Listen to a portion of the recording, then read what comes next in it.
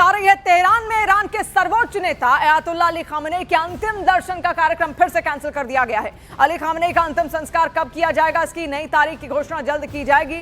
Iran की तस्नीम समाचार agency के मुताबिक खामनेई की वसीयत के मुताबिक उन्हें ईरान के मशहद शहर में सुपुर्दे खाक किया जाएगा। हाल ही में इजरायल और अमेरिका के हमले में अली खामनेई की मौत हो गई थी। तेहरान की इस्लामिक डेवलपमेंट कोऑर्डिनेशन काउंसिल ने कहा कि लाखों लोगों की भीड़ और सुरक्षा खतरे को देखते हुए कार्यक्रम स्थगित कर दिया गया है। तो देखिए, अंतिम संस्कार यहां पर खामनेई का होना था, लेकिन वो नहीं हो सका क्योंकि वहां पर लगातार सुरक्षा एक बहुत बड़ा मुद्दा इस वक्त ईरानियों के लिए बना हुआ है।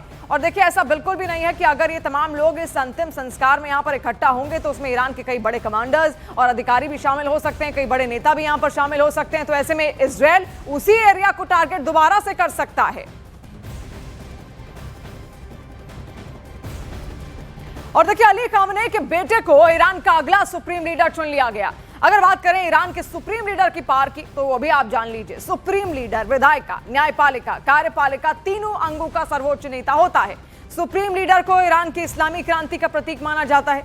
सुप्रीम लीडर पर चीफ जस्टिस को चुनने का अधिकार होता है।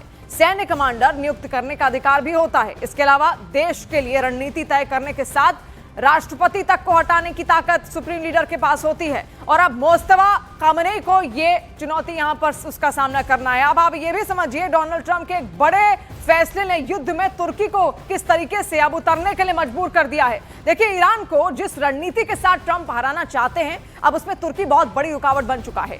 युद्ध के 5वें दिन जब ईरान में नई लीडरशिप को लेकर कई सारे कयास लगाए जा रहे हैं, तब इजरायल ने ऐलान कर दिया कि जो भी सुप्रीम लीडर बनेगा वो मार दिया जाएगा।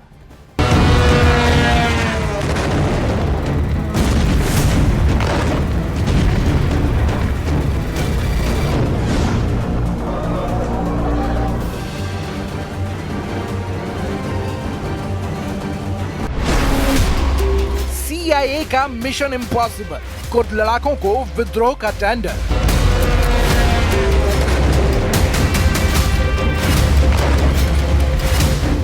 क्या CIA ने पूरे ईरान में माइन बम बिछा दिया है?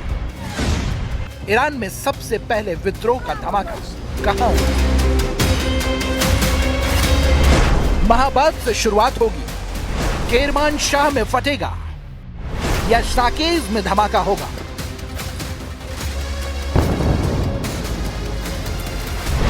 ईरान में विद्रोह की साजिश, कुर्द करेंगे माइन ब्लास्ट। तेहरान की सुबह एक बार फिर धमाके की आवाज से कांप उठी। दक्षिण पूर्वी तेहरान का आसमान हवाई हमलों के बाद धुएं के बड़े गुबार से ढक गया। जंग के 5वें दिन अमेरिका और इजराइल ने फिर तेहरान पर एयर स्ट्राइक की।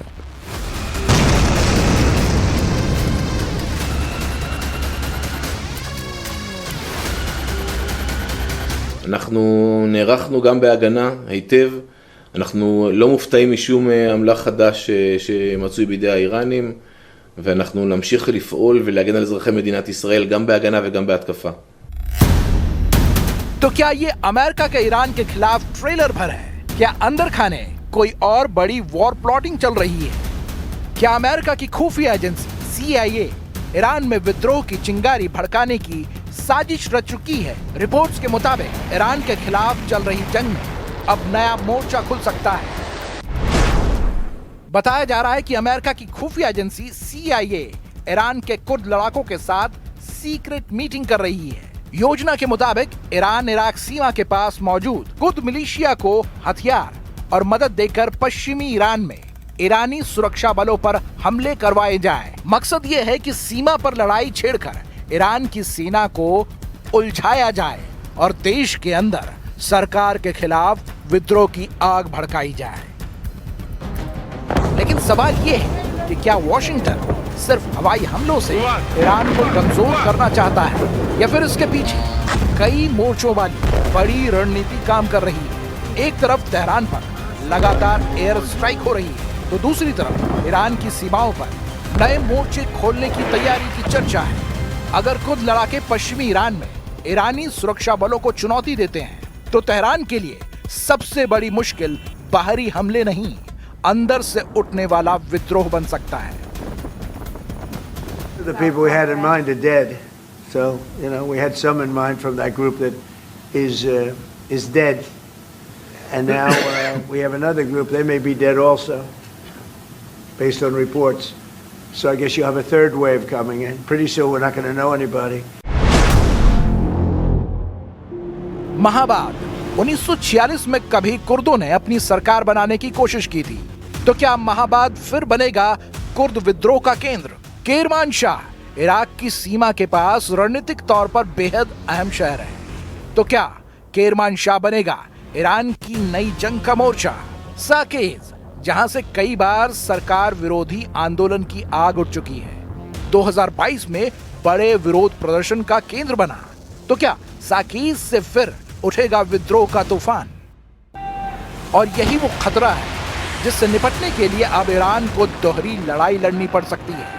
अगर इस इलाके में उथल पुथल बढ़ती है तो ईरान के लिए सबसे बड़ा खतरा सीमा पर नहीं, देश के अंदर से पैदा हो जाएगा।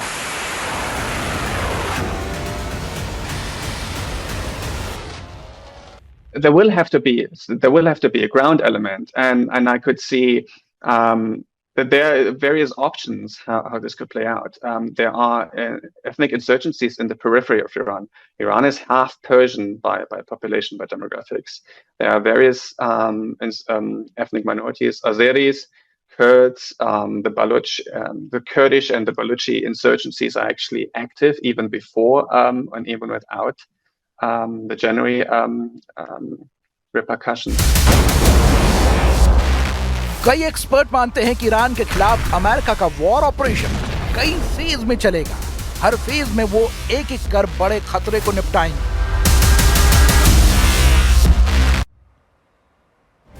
और देखिए, इस बीच एक और बड़ी खबर इस वक्त आ रही है। इजरायल के खिलाफ ईरान ने अपने सैन्य अभियान और तेज कर दिए हैं। ईरान ने ऑपरेशन 2 प्रॉमिस 4 की 18वीं लहर शुरू कर दी है। ऑपरेशन 2 प्रॉमिस ईरान द्वारा इजरायल के खिलाफ किए गए सैन्य अभियानों की एक सीरीज है। और ईरान की देखिए, इस्लामिक रेवोल्यूशनरी गार्ड के दावे के मुताबिक ईरान की इस जवाबी कार्रवाई में अमेरिका और इजरायली सेना को भारी नुकसान हुआ। उसके कई सैनिकों की मौत भी यहां पर हुई है। और लगातार अब भी ईरान में सायरन बज रहे हैं। इजरायल में भी भयंकर तबाही है, लेकिन क्योंकि इजरायल का एयर डिफेंस सिस्टम काफी ज्यादा मजबूत है, इसलिए ये कहा जा सकता है कि ईरान को ज्यादा चोट पहुंची और इजरायल को थोड़ी कम, क्योंकि वहां पर लगातार देखिए अमेरिका भी उसका सहयोग कर रहा है और वहां की एयर डिफेंस क्वालिटी अपने आप में बहुत ज्यादा बेहतर है। हालांकि ईरान S-300 डिफेंस सिस्टम का इस्तेमाल यहां पर करता है, लेकिन चकमा देने में ईरान भी अपनी बहुत बड़ी भूमिका निभाता है अपने ड्रोन्स के जरिए।